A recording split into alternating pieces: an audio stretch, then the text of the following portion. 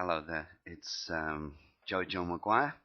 Uh, it's also day three of therapy at Hollybush House, Combat Stress, in Scotland, where it has rained incessantly for the last 3 days. I think someone must have told the Scottish weather that an Englishman was coming, so I think it's in the process of cleansing my soul. Anyway, I'm in the process of reciting and uploading my autobiography, The Making of McGuire, and this is Chapter 6, The Tours of Duty, Singapore.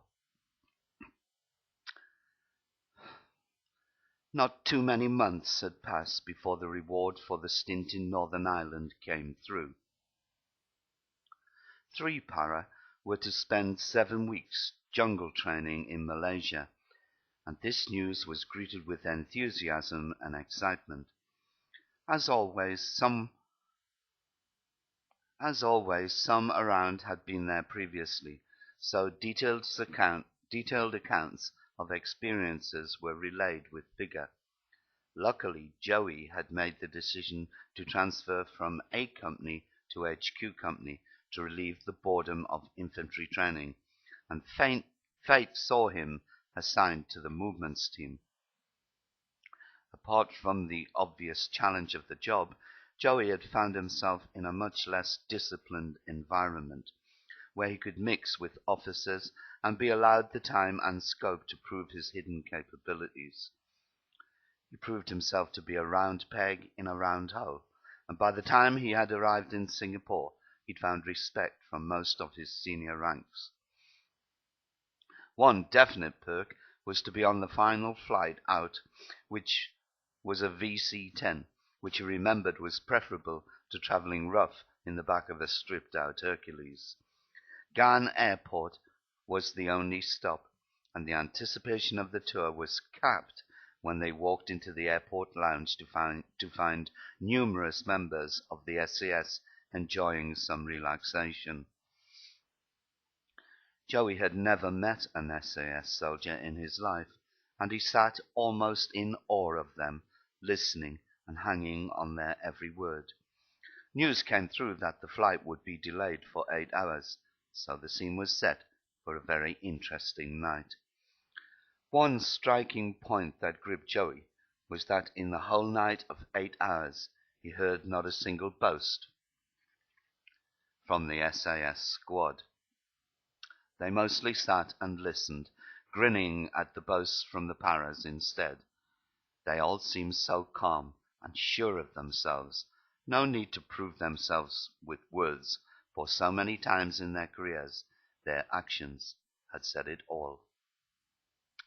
Mesmerized by the whole affair, and although listening to everything said, Joey found himself gazing into their eyes, searching their brains, looking for their souls, and trying to make out why and how they stood above any other men he had ever encountered before. These were the creme de la creme of the British Army. If he died on the flight to Singapore, he'd at least had the privilege of being in the company of real men. Although physically he had no doubt that he could be their equal, mentally he was almost certainly not. As the doors opened on the plane at Singapore Airport, Joey gasped with surprise as his first breath of air was like sucking on a blowtorch, and within seconds his whole body was soaked with perspiration. He tried to wash at the airport toilets, but no sooner had he dried himself than he was covered in perspiration all over again. In the end, he had resigned himself to suffer the discomfort. Nisun Barracks, an old Japanese prisoner of war camp, was to be his home for 7 weeks, the billets being the original homes to the British captives of the war. It was like going back through time, and Joey remembered well how taken aback he was by his exposure to the wonderful experience. That first night, lying in bed with only a thin white cotton sheet for cover, he lay motionless, eyes fixed on the ceiling, watching the chit-chat scurrying around, probably hunting mosquitoes for their supper. It was hot and humid, and the only thing interrupting the heartbeat of the jungle was the constant whirring sound of the huge fan in the center of the room. The army had taken him to a mysterious, exotic land which not 5 years previously his wildest dreams could not have foreseen. God save the Queen, he had thought, and thank God for fate, for at that moment in time Joey convinced himself that his destiny must surely be planned. The battalion had been allowed 4 days to acclimatize, hence the following morning Joey was up with the crack of dawn. He remembered on wakening he had to pinch himself to convince himself that he wasn't dreaming and he was actually on the other side of the world. This was truly a monumental moment in Joey's life, and a moment he knew he would treasure in his eternal memory. He was determined not to waste a moment of his tour in the Far East, so, missing breakfast, he had headed for the main gates of the camp not 10 minutes after getting out of bed. Nisun village was right outside the camp, consisting of 3 bars, a couple of shops, and a restaurant, all nestled between various ramshackle huts that he could only presume were people's homes. He had not been prepared for this, although he had been forewarned. His most striking memory was how frail all the local inhabitants appeared, but through the frailty each wore a wonderful, genuine smile. They had nothing.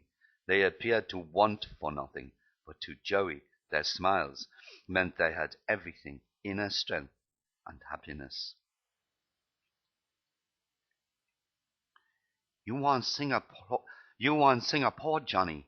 You British soldier? For you very cheap, only $6, my friend. Joey had not argued. He jumped into the cab instantly and let the cab driver do the rest. How much if I'm not British? He inquired.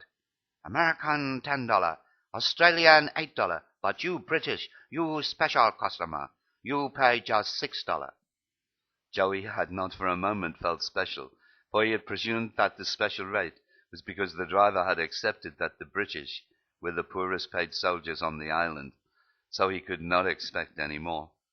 On the way to the city, Joey was offered the Happy House on at least a dozen occasions, and again, he could only presume that this was a brothel.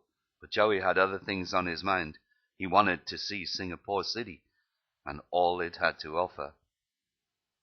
Rickshaws, markets, eating places, tourists, smells he didn't know until that day existed. Singapore had a lot to offer. The streets were alive, almost chaotic, with a bargain around every corner. He would never tire of this, and wished the tour had been for life, and not just 7 weeks. He had visited the famed Raffles Club and noticed Terror Barracks, but really, for most of the day, he had been totally lost. He had questioned himself many times during the day as to whether or not he was being naive, but he concluded he had not felt threatened in this strange and wonderful city, and decided he'd enjoy himself without putting up defensive barriers. Joey was like a child in a toy shop for the first time. Everything was so strange and exciting. Nothing at all was familiar, and it was the most beautiful sunny day.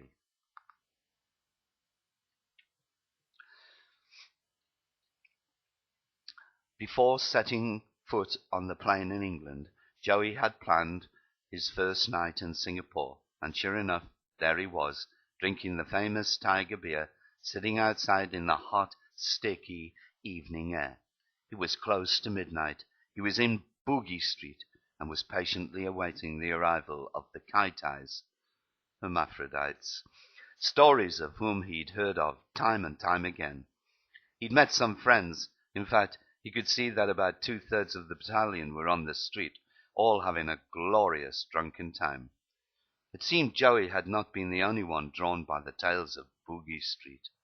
He remembered how the following morning the headline in the Singapore newspapers, over a huge picture of some of the lads doing the dance of the flaming arseholes on top of a restaurant canopy, had read, "Three para entertain the Kaitais," and there was hell to play from the commanding officer.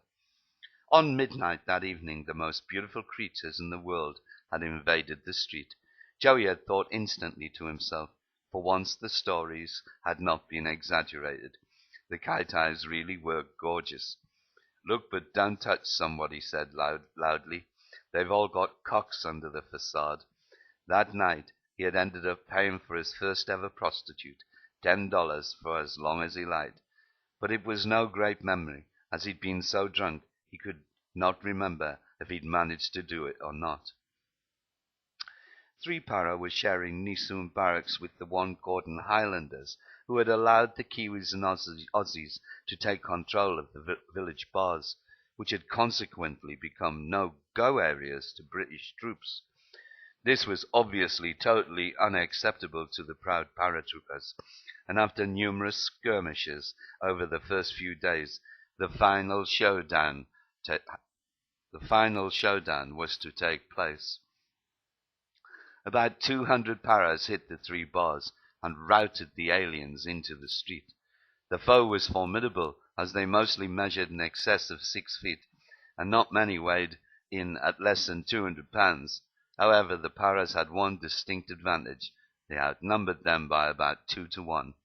There was fighting going off everywhere, and after about half an hour the One Gordon's guard finally arrived, complete with batons, shields, and helmets.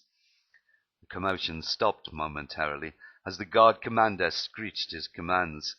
Three Para immediately turned to fight the guard, but first warned them to go back to camp. The guard commander really had no choice on the night, and was only doing his duty. However, wisely he turned away and led his men in disgrace back to camp. There were to be no victors that night, but the outcome was that all units would drink together and become friends, including the One Gordons, at least until Three Para departed. From that night on, Three Para could do no wrong in the eyes of the One Gordons. Joey laughed to himself. It had been like a scene from a post-war movie with Frank Sinatra and Dean Martin. He was so proud to be a paratrooper, even if the events of the night would not be approved of by all.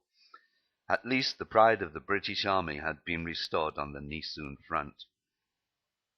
D Company were in trouble within the first week.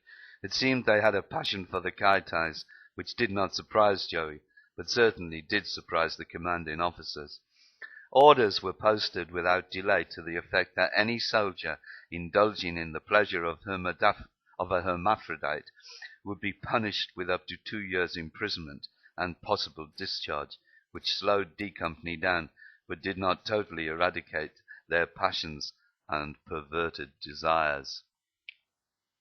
Joey recalled a few officers who had indulged in the pastime, and wondered, had these threats ever been carried out, whether or not Three Para would have been left with an adequate number of officers to command. Gonorrhea and crabs were rife. Gonorrhea considered to be self-inflicted, which was a punishable offence. Hence, not many men reported sick with the affliction until they returned to the UK.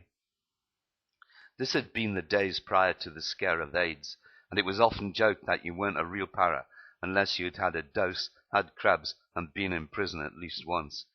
The men had little fear of disease, and not many ever used contraceptives, which were free and hanging on every corner on the way out of camp. In fact, the sick bastards used to pierce them with pins just for the fun of it. The paras took no prisoners. No one was safe. Joey would never forget the day he discovered he'd caught crabs. He'd been sitting on the edge of the bed, and one of the lads had been picking his out of his pubic hairs and flicking them around the room for the crack. Joey had started to scratch around that zone, and someone suggested he might have them too. Joey looked down to discover that he was also absolutely lousy. It made his skin crawl and reminded him of his days at school, where 3 times he'd had head lice, and how ashamed he'd been then. He'd made a joke about it, but secretly he could not wait to get to the medical centre to rid himself of this plague of parasites. Although it was a Sunday, he knew that there would be a skeleton staff on duty, and at the first opportunity available to him that day, he was off for treatment. "And what can I do for ye, Jimmy?" One Gordon medic had noticed him sheepishly enter the reception of the medical center. I think I've, well, come on then, out with it. I'm not here for the good of your health, Jimmy. I think I've got the crabs," Joey managed to blurt it out. "What do you mean you think you've got the fucking crabs? Didn't you know, Jimmy?" My Scottish accent is rubbish. "Okay," Joey replied, accepting the situation. "I think I must have the crabs, and they're driving me crazy. Would you have anything to get rid of them, like now, this moment, mate?" The medic had smiled, a knowing smile, friendly, mocking smile, and walked over to the cupboard. On returning, he was waving a bottle of white emollient. "Just rub this all over your hairy parts for the next couple of days. If that doesn't kill them, nothing will. You'll have to shave." "No, friend, I'm only joking.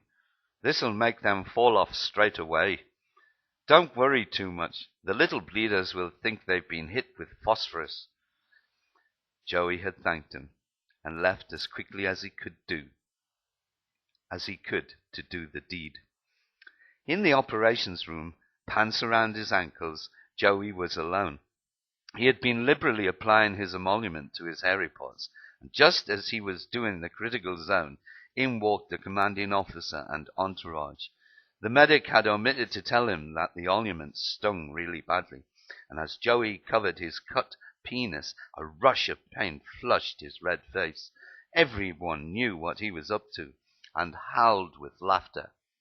He was by now in agony, and could only think of rushing to the toilet block and drowning himself with water. He pulled up his pants and raced outside, unfortunately knocking the provost sergeant, who was wearing full No. 2 dress, complete with red sash, straight into the monsoon ditch. Joey recalled he did not have the inclination or time to stop and say sorry. He just continued on his way to the toilet block. Down went his pants, on went the taps, and being so small, he was on his tiptoes over the sink, trying to cool off his burning dick with the water. It was a funny sight that should have been shown on Beadles About. The provost sergeant appeared at the door, covered in slime, with the intentions of slamming Joey in the digger, never to see the light of day again. But as he ranted, he realized what was going on, and eventually saw the funny side of things, and ended up rolling with laughter. Singapore was full of events like this. Joey had lapped up every moment of the tour. He'd only had to work until midday for the first couple of weeks, and spent his spare time sunning it by the pool, drinking duty-free alcohol, writing daily to the girl he'd left at home, and in between screwing every woman he could lay his hands on. This was truly paradise, 11,000 miles away from home. Still very much a young, immature pup, he'd experienced no shame at all. He thought then that had he not paid for sex, there would have been many hungry young children going without food, so justifying his actions to himself.